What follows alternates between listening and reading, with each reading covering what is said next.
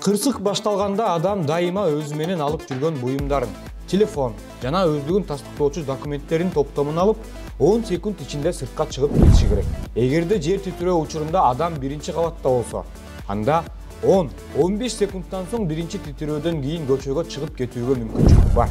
Жер титирөө учурунда адам экинчи кабатта болсо, бөлмөдөгү эң коопсуз жерди табуу, бурч, столдун асты жана башка сыяктуу жерлерди табуу керек. Эч качан терезеден секирбеңиз. Эгер жер титирөө учурунда адам сыртта болсо, туруксуз курулуштардан, кыйроочу чакан имараттардан алыс болуу зарыл.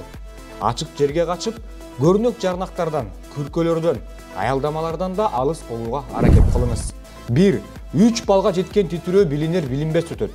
Ал эми 4 балдан өйдө катталган жер титирөө олуттуу кыйроолорго алып келет. Жер титирөөдө ошондой эле өрт учурунда эч качан лифт колдонууга болбойт. Тепкич менен гана түшүү керек. Имараттан чыгып баратканда баардык электр, газ булактарын өчүрүп, суу түтүктөрүн бекитип салган оң.